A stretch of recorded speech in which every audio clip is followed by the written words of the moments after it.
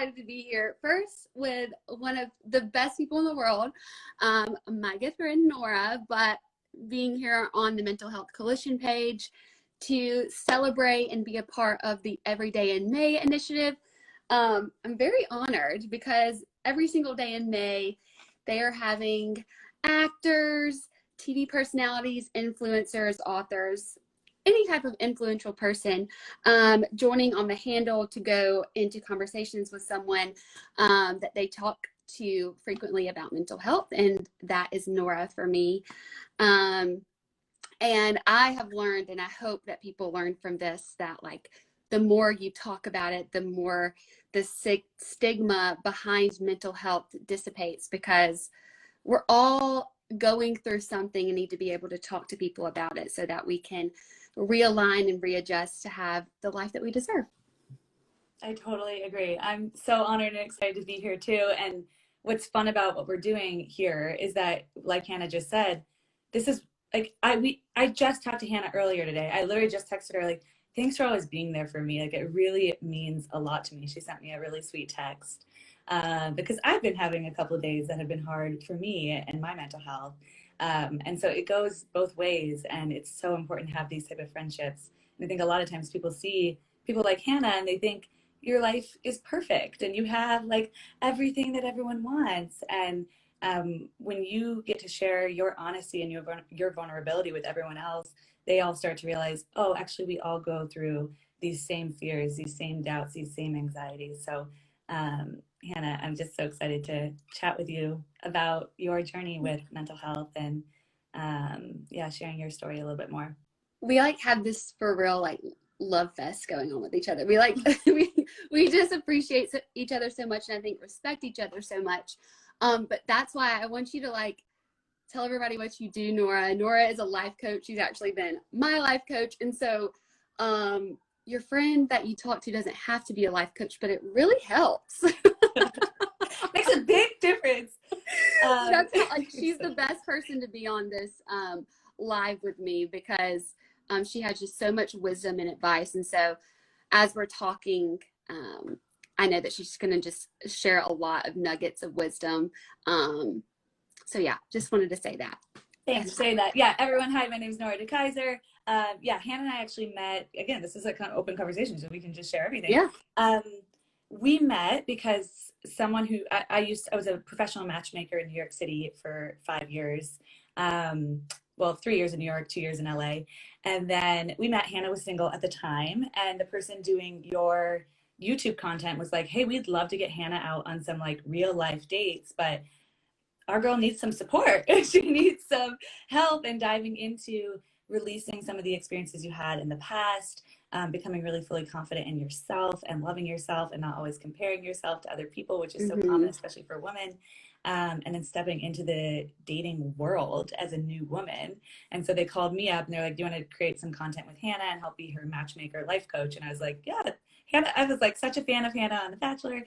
And so we met for that. And then after like our first series of content that we created together, I knew, I was like, oh, she's my ideal client. Like, I know exactly how to help her. This is the exact type of person I love to work with, because you're so hungry to grow.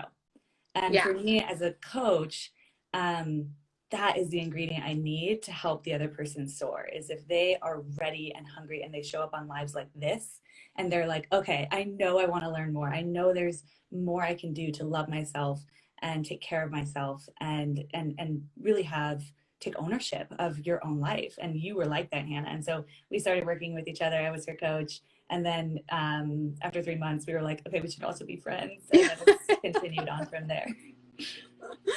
Yeah, no, it's so interesting how I feel like people come into your life, especially like when you're ready to receive it.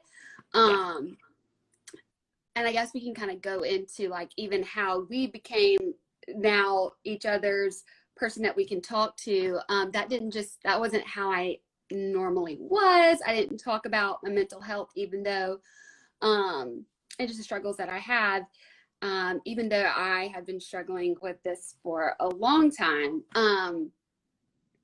I think the comparison and feeling never enough started really young for me, when I didn't even know what depression and anxiety was.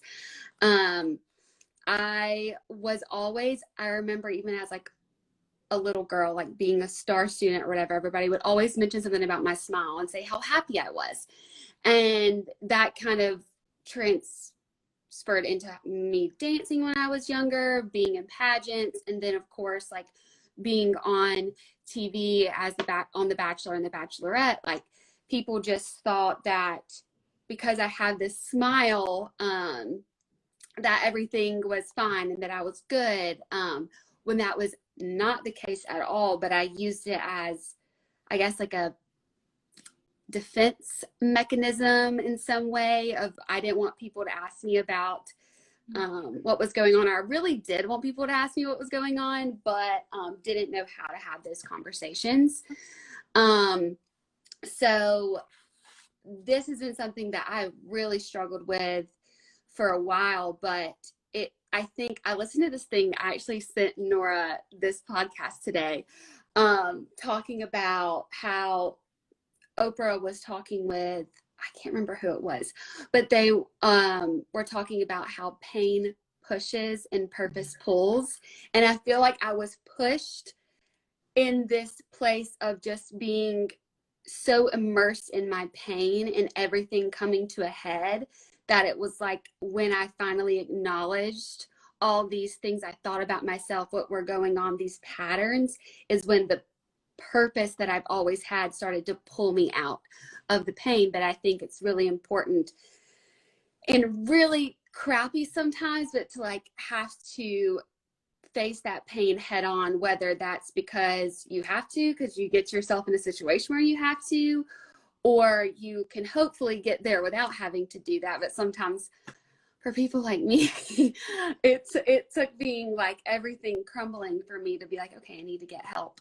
And that's kind of when Nora came into my life too. And we were able to, I mean, this past year has just been such a year of growth and acceptance, and really having to face a lot of stuff that I tried not to for so long, because it is painful. Yeah. But that is why I kept being in the cycle of like depression and anxiety, just completely just wrapping around me and not allowing me to live life the way that I want to and can, and I am. Yeah. And now you're living it. And Hannah's heard me say this a lot, but I always say what you resist persists. And so you can resist those emotions, those fears. You can put on the masks and put on the smile. And that's a safety mechanism for sure. And at a certain point in your life, like those safety mechanisms are really needed. Usually from between the ages of 0 and 7 years old, you're learning your unique safety mechanisms. But at a certain point, they don't help you when you're only leaning on them and hiding behind them. There's a part of you, Hannah, that was like wanting to connect and wanting to love and wanting to soar, but you weren't quite sure how. Especially as a public figure, it has a whole nother layer of like, can I really show my true self, and will I be accepted? And we're human beings. We all want to be accepted. That's part of safety, is to be part of a community, is to be accepted and safe and loved. So when was it that it switched for you when it comes to your mental health journey? Was it always like, oh, mental health, I don't want to talk about it, I'm going to keep it quiet? Or was there a moment that it was like, wow, I'm really open and ready to share this part of my life? So it's happened in a few stages. I have realized that healing mental health sometimes is not a linear thing, and definitely hasn't been for me. But the first time, I can remember as a little girl being like, I don't know why I'm sad, but I'm sad. And my parents really, I think I think you can say, I don't know about for you, but for my parents, they didn't really like, we didn't talk about our feelings. It was, you know, rub some dirt on it, get up and put a smile on, and you're going to be fine. Don't dare let anybody see you cry. You can cry at home. Like that was kind of what I grew up in. And then of course, I have this, I had struggled with perfectionism, and I wanted to be the best. I wanted to be the star student. I wanted to have the best grades, have the best outfits, be the teacher's pet, be everybody's friend, and just be this ideal of what I thought was the best. And very competitive. So that's kind of how I lived. And then I went to college, and I realized that there was a lot of people that were amazing and did as much or more than I did. And then that's where my significance, we talk about this a lot, Nora and I, but like that's where my significance was in my accolades and my, like what I did and how I was the best. And then when So you realize what you're saying, just so some people might not know what significance is, what she's saying is the way she understood like how to receive love and how to gain that safety that we're all craving was to be the winner, or to be the best, or to like be the prettiest, or win the pageant, or whatever it is. And you pushed yourself like so far in so many areas of your life to receive that.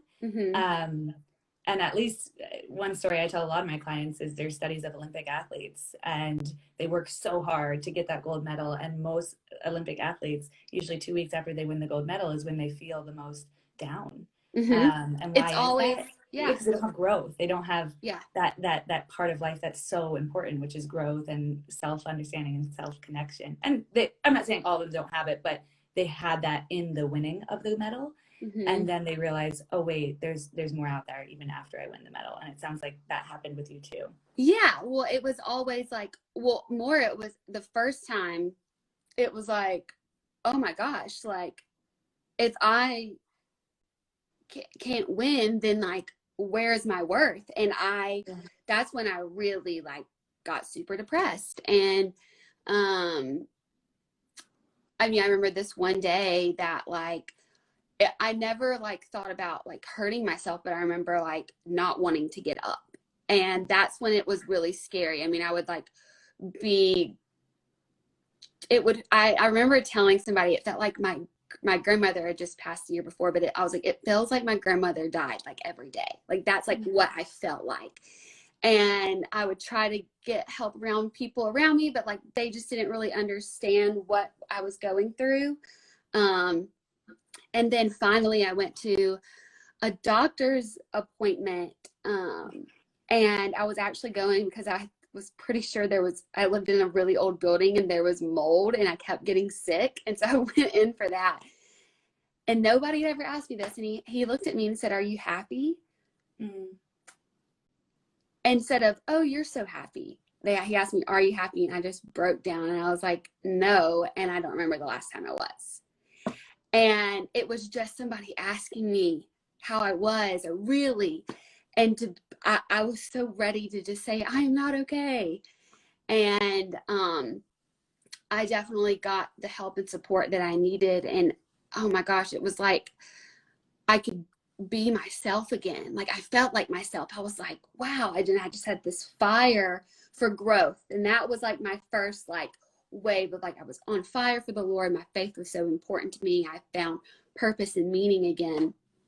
And then, I mean, of course, life happened, and I would kind of still have some of these like ups and downs. And I would definitely say, even though I know my path was for everything that has happened was supposed to happen, the path of being on TV in front of a lot of people and criticism and growing during that time and making mistakes and falling down and then being put up on a pedestal, like what that did to me, like there was a lot of great things, but a lot of it was hard to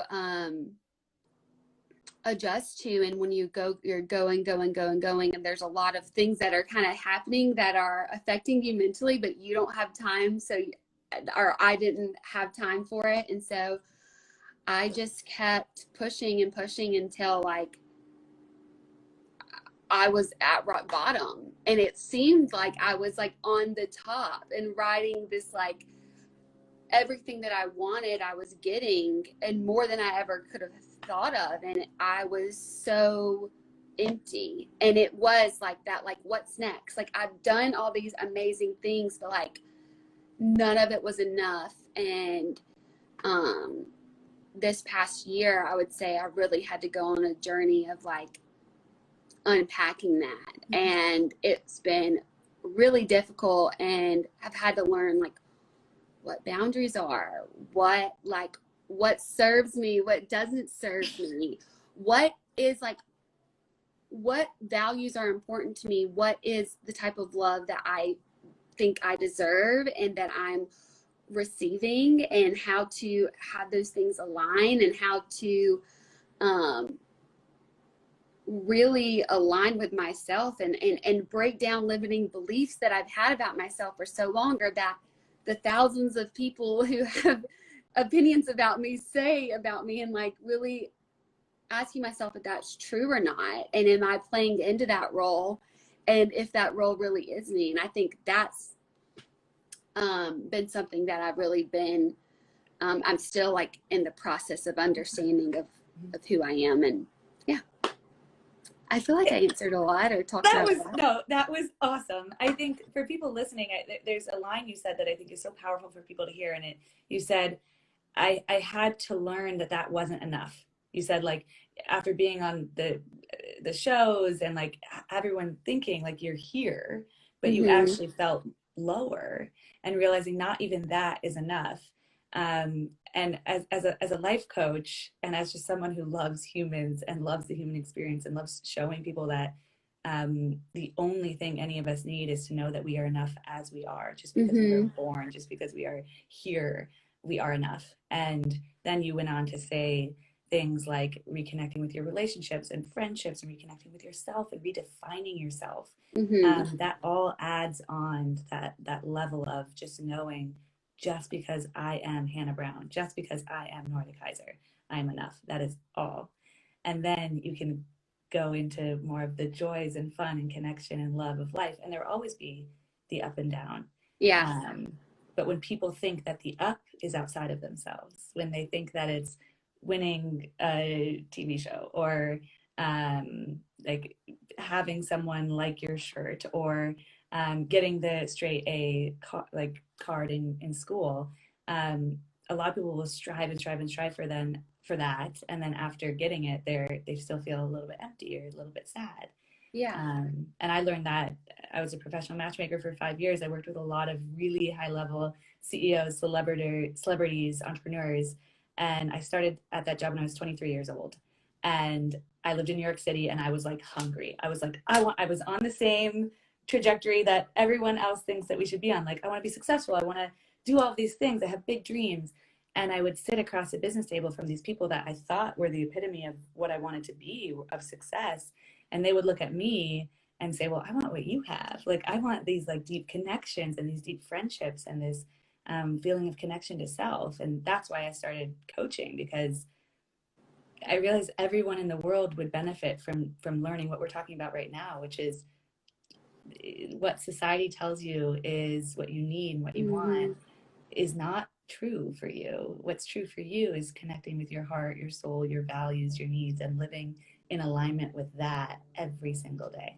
And it's so hard because, I mean, I know I was talking about my experience, like, that is not normal to be on reality TV and have all these things, but like it started way before that. And what is so hard is like social media and the culture that we live in. Like, it makes it so difficult with what we're seeing, what we bring in, to feel like you're enough, to feel like you're worthy, because we're constantly being told you're not.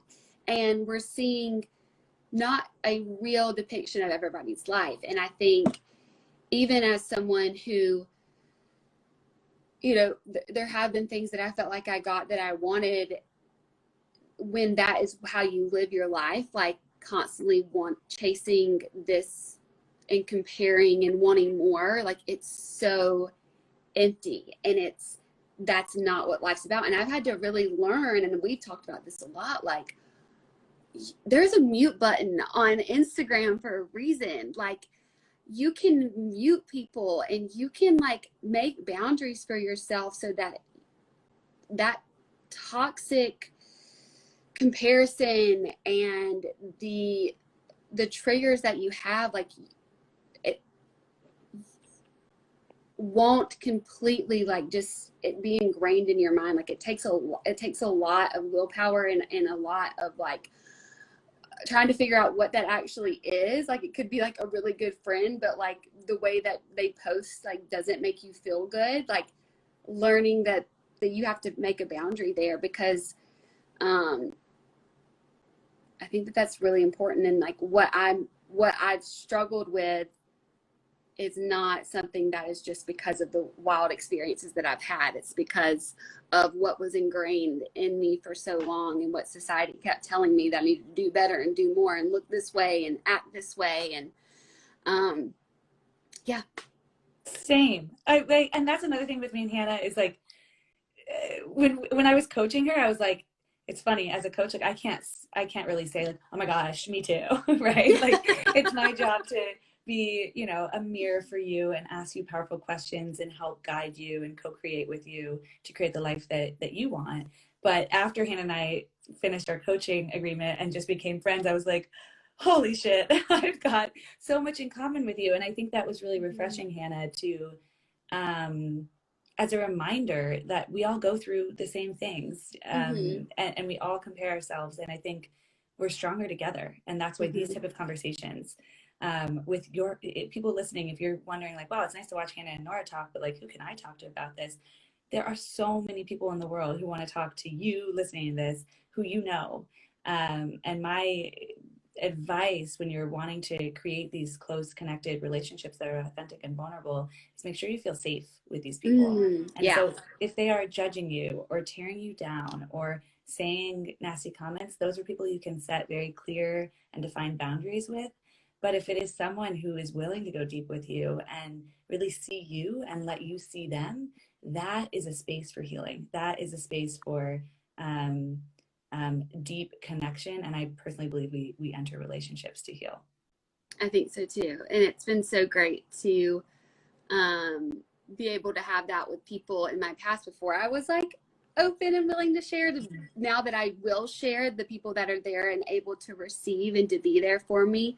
But then also as I've grown, I feel like I've learned so much, especially from Northern people. Like you attract what you are, and like the more that I've grown and become aligned with myself and wanting to continue that growth of being freedom, I would say, like the people that also want those same things doesn't mean that we're all like don't have our own issues, but we're all wanting that same growth and understanding and freedom from the past and triggers, and are really like dedicated and focused on being able to do that. And it's just been really beautiful, and like I'm just so thankful. And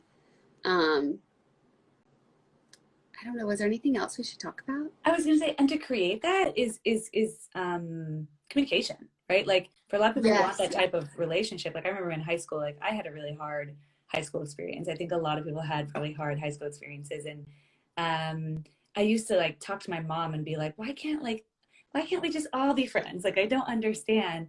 But a part of creating those relationships and those safe, connected relationships and friendships is communicating with the people when you do feel triggered, or you do feel upset, or do you feel scared, or you do feel a little bit judged, and not saying to them like, hey, you're wrong, you did this wrong, but taking ownership for, hey, I feel this, and I just want to share that with you. I'm not saying you're wrong, but I want to express my authentic full expression here, so that you know how I'm feeling. And then friends who hear that, who want to love you and want to show up for you, will say like, wow, thanks so much for sharing that. And it's going to be a difficult conversation, but I believe the fulfillment of your life can be directly correlated to the amount of difficult conversations you're willing to have. That's like a snap. That is a snap, because there's so many times I've run away from it. There's so many times I'm such a like, I just want to make sure everyone's happy, and so I've just like, oh, I just won't say anything, and I'll push my needs and wants and desires down. And when I started doing this work too, I was like, hey, even with my best friends, there's going to be times where she says something or I say something that might rub them the wrong way. And I want to attract who I am. And by doing that, I'm going to say, hey, this is how I feel. And I'll attract other people who will meet me there. And, because we can only go as deep with our friendships or relationships as we've gone with ourselves. Yeah.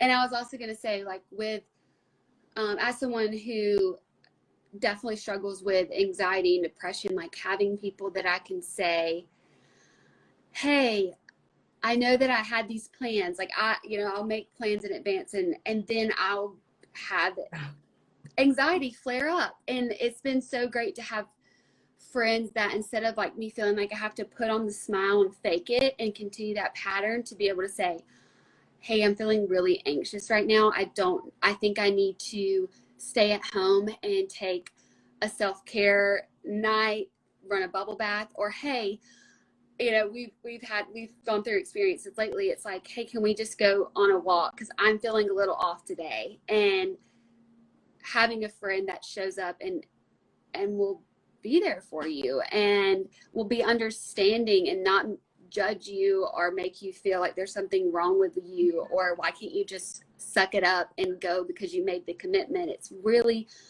honoring yourself, and the people that are around you honor themselves, so they're going to give you that same respect. And so that's been something that's been so helpful for me, but definitely wasn't easy. No, but that's all part of the human experience. It's like deepening and learning about who you are and what your patterns are, so that you can create what you ultimately want. Yeah. Well, should we invite? And should we answer some questions too, or should we bring on B? Well, I would think we should bring on B. Okay, cool. Hopefully she's requested. So B is going to come into the conversation with us. She is a psychotherapist. She is an award-winning entrepreneur, and her company, The Difference, provides on-demand access to therapy, whether you have insurance or not, which is so amazing. I'm so excited. Yes, girl. Hey, girls. Let me see that robe. I heard y'all are having a pajama party. Yep, we are. Everybody in the comments is obsessed with these Miami kimonos. And y'all, obviously I didn't get the memo in time, so I'm wearing my little Jesus Jezebel thing. But why don't y'all tell us about the pineapple party you're having? Well, B, don't worry. I'll be sending you one. So then we can all get back together. You guys, we should take like a selfie, us three together, and post it, because for the robes. Yeah, we need you in the robe with us. Yeah, I do. So we're gonna make sure that we can like join again with our robes on to make sure that we get it right next time. But no, I just did a collab on Sunday with Show Me Your Moo, and this is one of the pieces. Actually, this tank top is one of the pieces as well. So it's like loungewear that you can wear out. And I think it's a great like line of clothes for all of us that have been like stuck at home. Yes. And now we can take our loungewear and go out into the world here soon and look really cute and comfy. Yeah. That's what we need, because I'm not going back to heels. I'm staying with tops. I know. I'm not doing it. I'm not so doing it let's either. make kimonos the new gowns. Let's do it. Let's do it. Well, first of all, thank you, ladies, for letting me join you. This was I'm a therapist by training. Hey, y'all, my name's B. Arthur. That's my real name. And I'm just like, I love seeing these conversations out loud. As a therapist, I love talking about bad things. As a New York ambitious person, I love performing. I love people pleasing, and it holds you back. So thank you so much, Hannah, both of you, for being so honest about it, because the city will do it to you. Life will do it for you. The culture of comparison. I literally did a talk about this. I saw it. It was excellent. People should see, that's the thing. I still can't send it to people because I forgot so many of my lines and it wasn't perfect, so I hate it. You know what I mean? Oh my gosh. It's a mental. It's a I won't watch things that I've been on because I will pick it apart. And no matter if people are like, that was excellent, you did so great, I'll be like, no, I said this, I said too many and people said something about this, and it's so silly.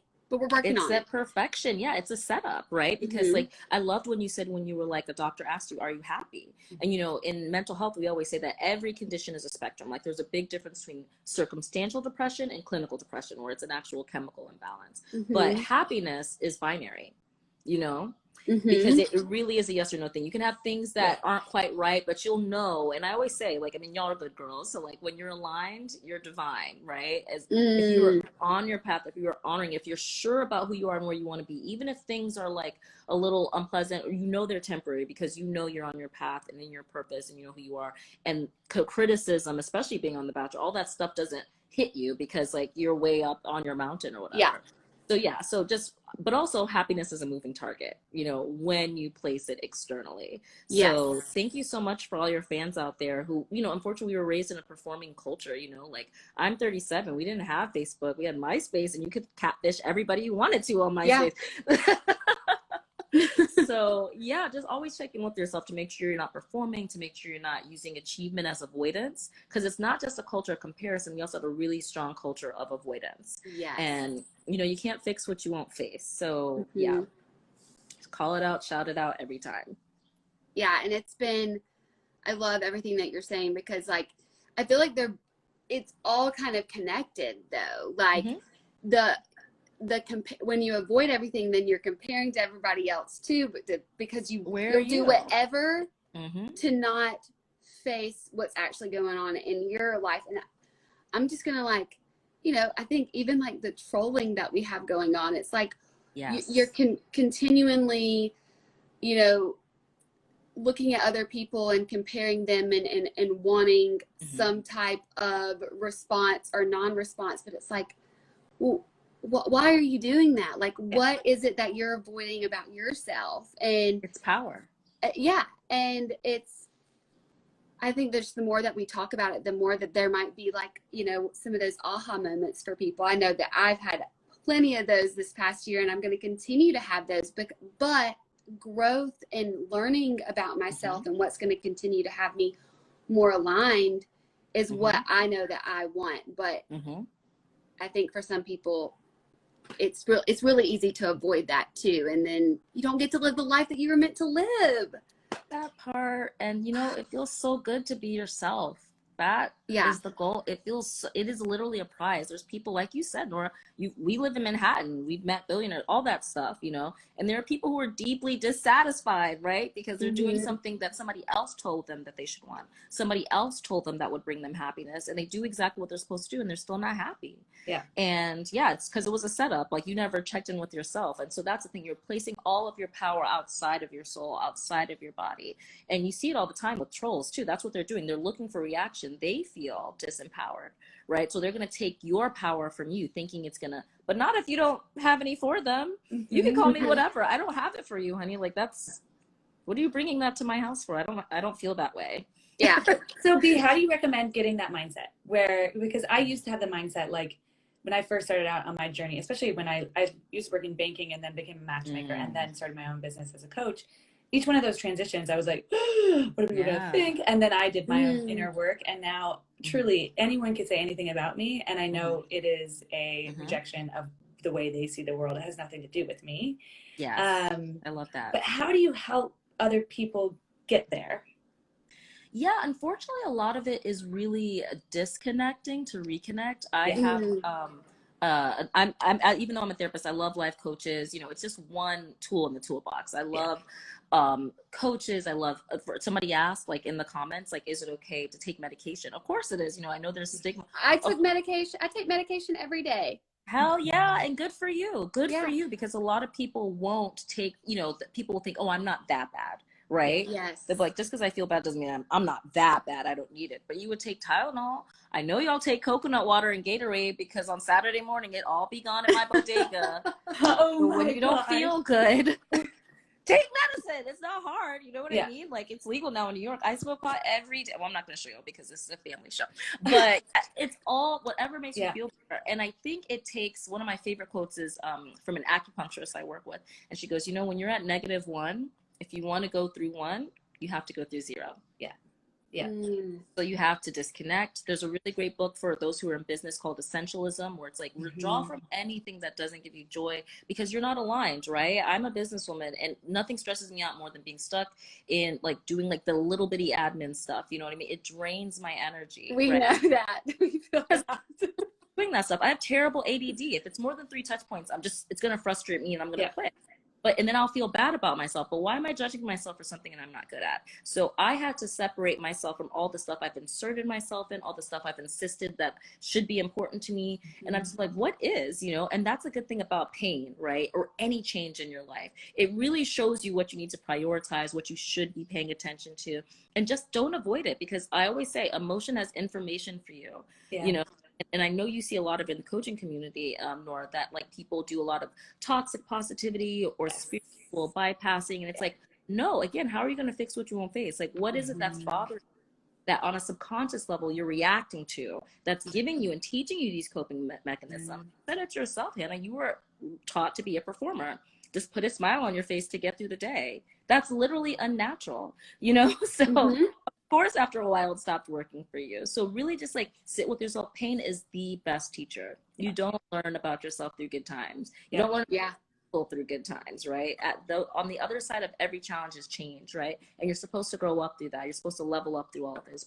So I embrace it. I don't even say good or bad. I'm like, this is challenging. Important. I was just talking to a client about this morning. I was saying, because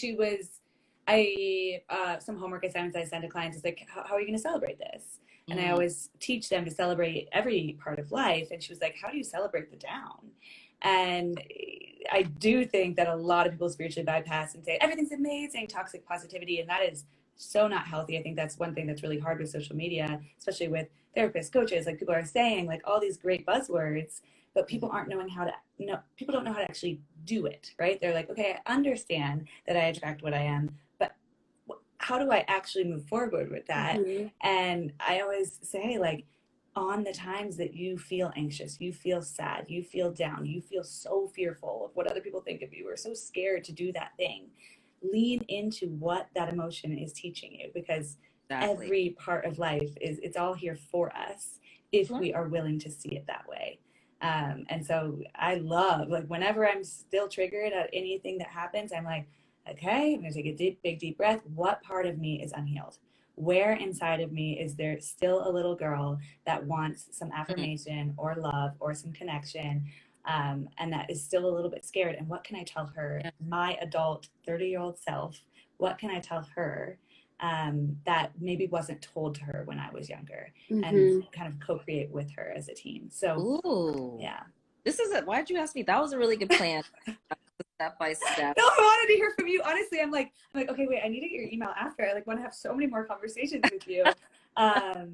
Because I know. I definitely want to do that. I think it's so fun to learn all the different modalities of healing too. My mom is a psychiatrist. And so like I have lots of different backgrounds in terms of what helps, but I personally think the biggest lesson of all the lessons is what we resist persists. And if you keep running away from those fears and those anxieties and any fears that they'll keep getting bigger and bigger and bigger and bigger. But if you say, and finally, unfortunately, a lot of people have to hit rock bottom to feel this, but hopefully people hearing this today are like, oh wait, I don't have to hit rock bottom. I can just feel it, and I can just get to know it and almost become an expert on my fears. That's what can help you go through them, rather than because you won't get past them unless you go through them.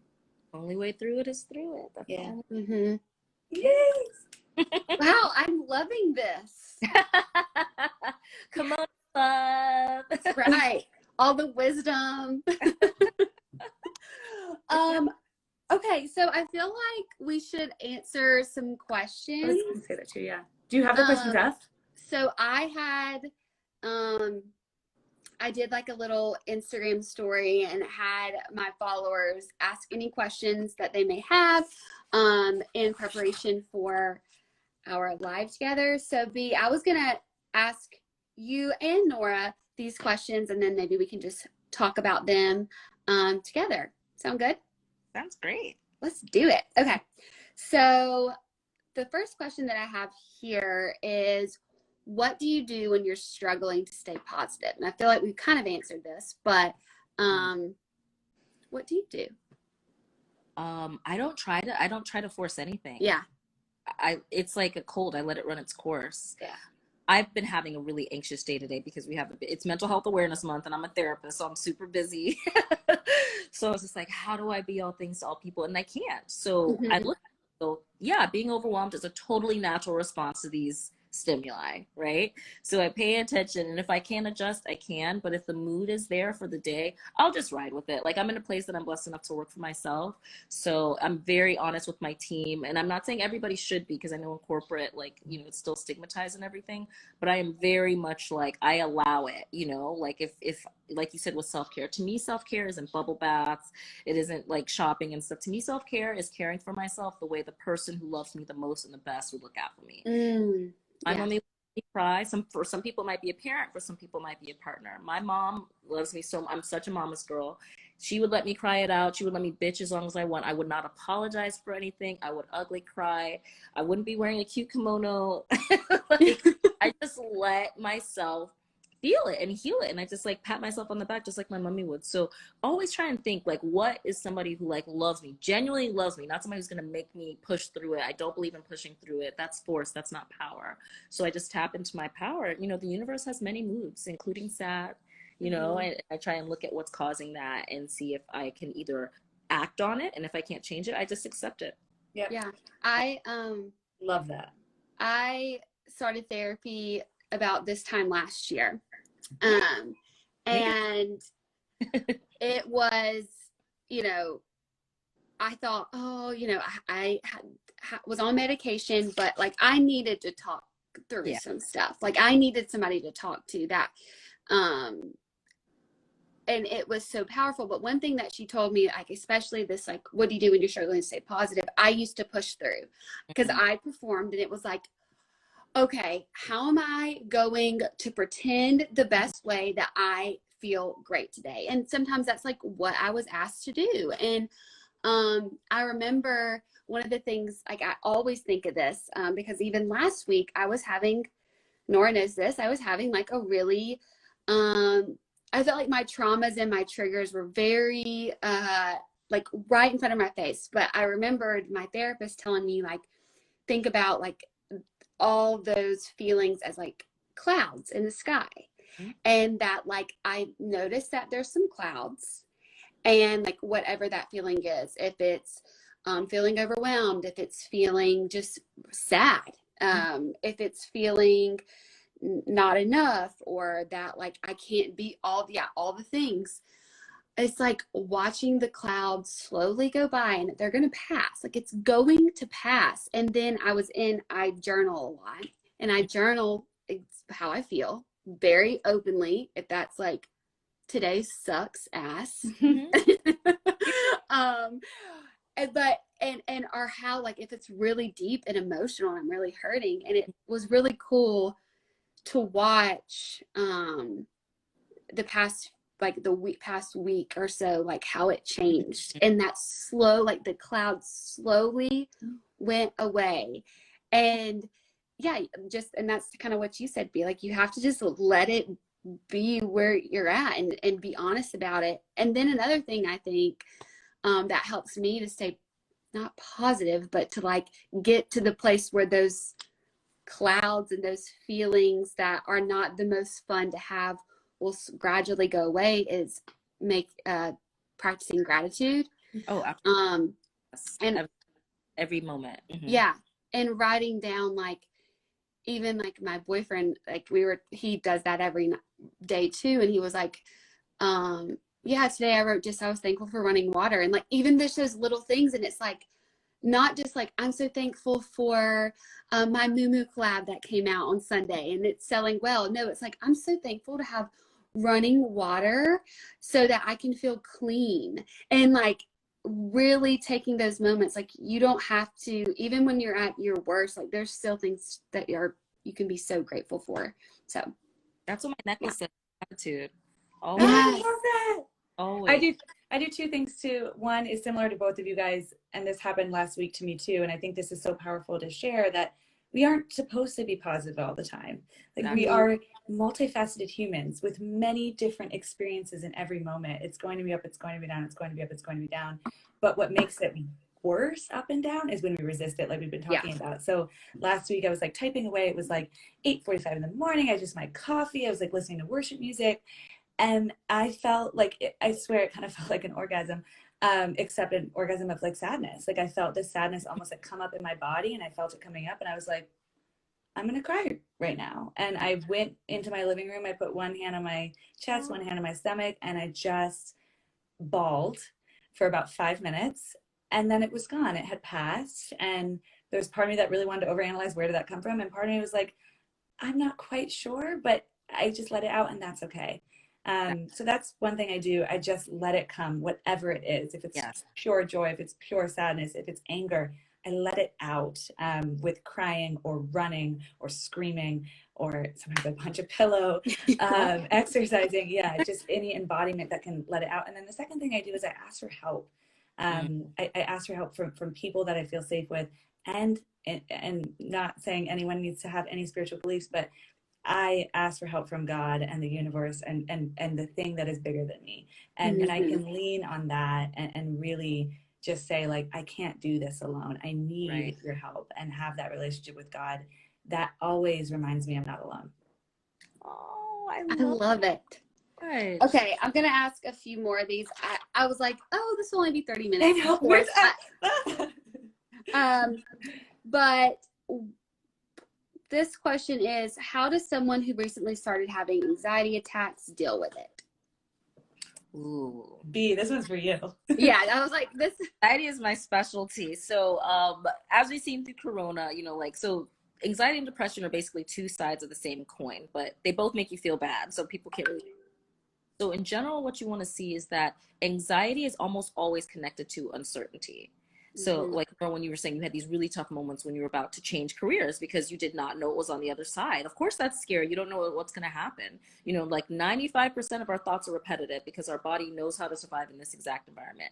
But a lot of those times, 80% of our thoughts are negative, right? So you have all that stuff swirling through you. So like if you're just scared, that's all that it is. So I'd say that fear is anxiety, but it's also fear is interest. So you are just growing up. You are coming up to something you've never done before. Your body doesn't know the difference. So just get excited, right? If you were about to go see Shakira for the first time, you'd be like, oh my God, I'm so excited. But your energy would look the exact same. So as much as you try to, I know I say don't do toxic positivity, but I also say it's not about being positive all the time. It's about being honest all the time.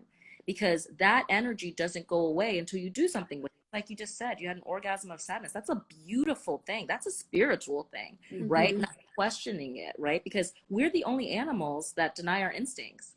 If a deer felt anxious, they might be like, there might be a lion around here, and they wouldn't question it. They wouldn't talk themselves out of being scared, which is a gift from God, right? To give you these signals, right? Pay attention to bad things. There's just information for you there. So anxiety is related to uncertainty. Just say there's something that I don't know about that I'm scared to deal with because I've never done it before. That's honesty, right? You don't have to be positive about this. Be honest with it. And just one step in front of the other, baby steps. And depression is usually related to disconnection. So if I'm no longer feeling connected to my partner, to a work situation, to a job, like that's why I'm going to feel depressed. I'm going to feel apathy because I don't have energy for it. And so really helps to get very detailed about what your trigger is, because like you said, you will continue to be tested as long as you were triggered, and so just really try and get specific about what you're feeling, how you want to, and you can choose how you feel. You really can, as you ascend in your awakening and your emotional control and your spiritual power, you really can control how you feel once you've mastered all of the emotions. So for me, that's what I do. I really allow it, again, like really pay attention to it, and the energy will not go away by you ignoring it. How to make the first step to reaching out for help and support? Such a good question. So that's what my company does. Shameless plug, since we're over here promoting kimonos. Yes. So my company, I've been working on it for 3 years. We've only been doing corporate clients. So that show Billions, where they have Wendy. I always like to say I'm Chocolate Wendy. So I literally would the difference. My company, it stands for the right talk at the right time, can make all the difference, and we connect you with a therapist in 30 minutes or less. And this is exactly for anxious people. I designed it for myself because when you're about to spiral and you're like, I can't call my mom, she's heard it too much. I can't call my man, he doesn't want to hear me cry. And so this is for that. So look out for the difference. We're doing a very small summer pilot with the Wing this summer.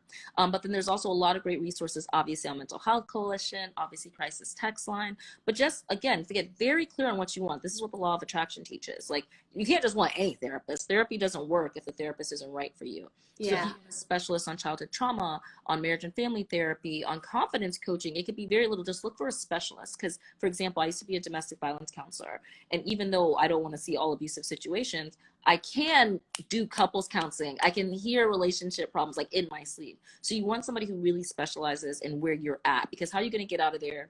You don't even know, you know what I mean? So like, it really helps. Ask for help. Like there's therapists who really love this, and people think that we judge them. We've literally heard it all of it.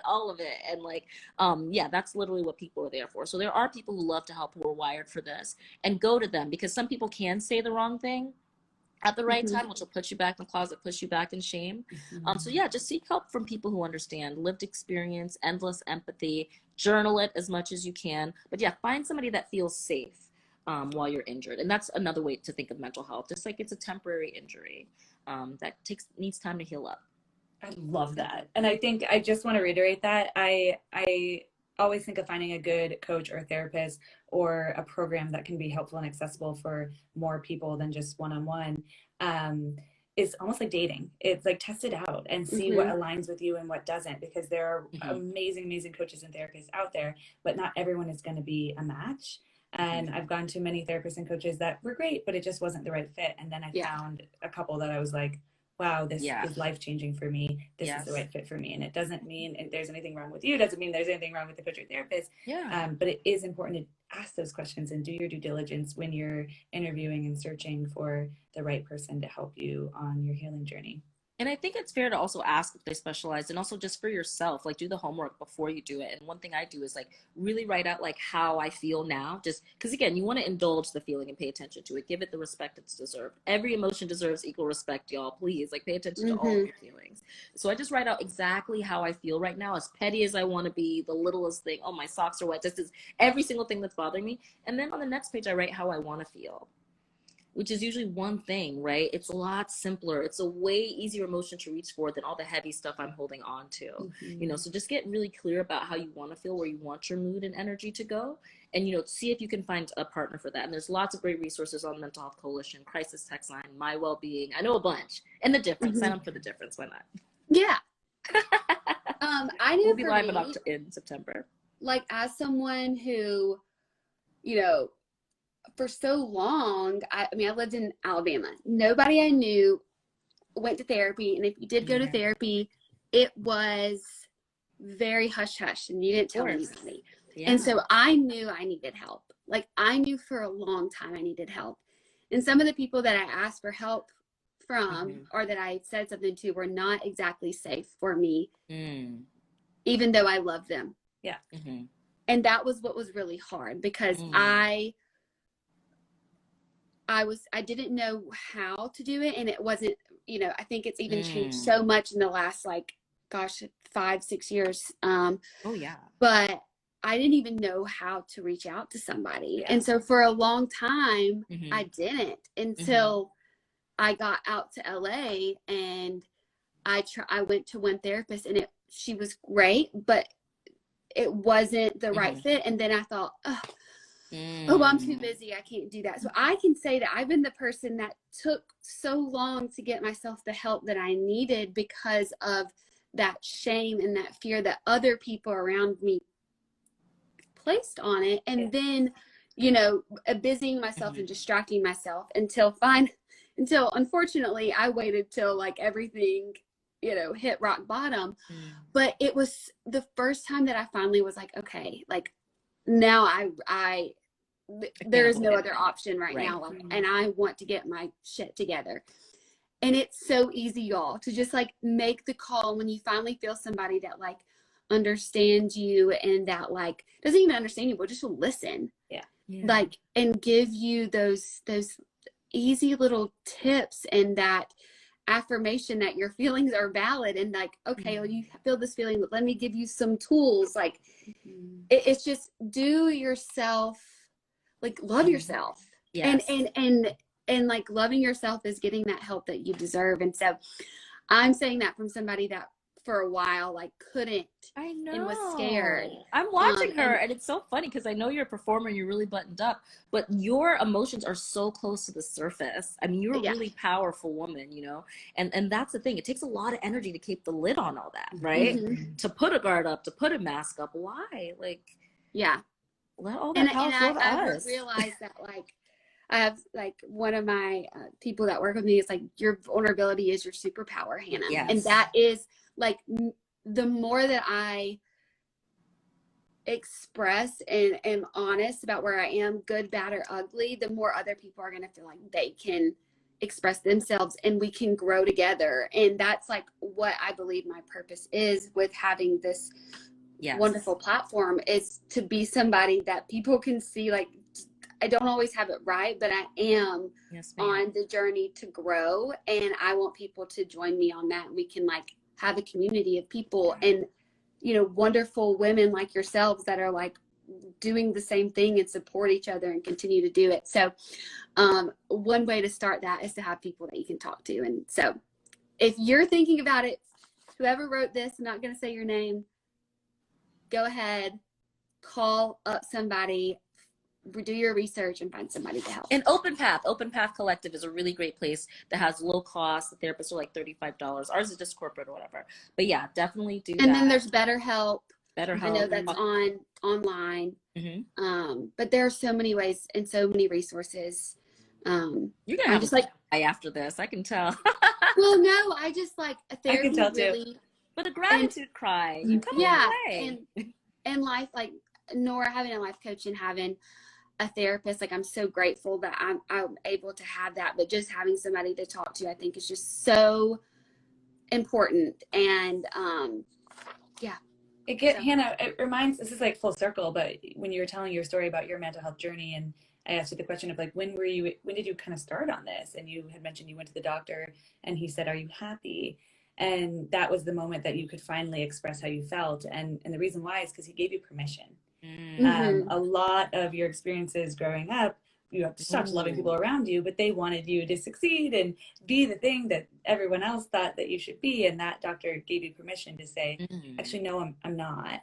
And by you expressing yourself authentically and vulnerably and having your emotions on the surface, like Bea was saying, you're giving all of the people who look up to you permission to be honest and authentic and have their authentic expressions on the surface as well. So thank you for doing this, Hannah. It's just so fun to see you glow and show the world that we don't have to put on the masks and we don't have to be the best and win the thing. We just can be ourselves, and that is enough. Thanks. Y'all are the best. This was so great. I'm feeling all the love in our matching kimono robes. It's awesome. We're sending you one, and we're gonna get together. One. You totally have. Yeah, we should come to New York, and we can all, like, go out and wear our kimonos. Oh my God, it looks so good in the Hamptons. Yeah, let's do it. Yeah, we're doing it. Well, thank you guys so much for joining. This has been such a great talk. I know for me, I hope it has been informative and helpful for you guys watching. So, and thank you so much, Bea. Thank you, Nora, and thank you, the Mental Health Coalition, for letting us be on and sharing and being a part of this 1-2-1 series. So, yay! Bye, guys. Bye, guys.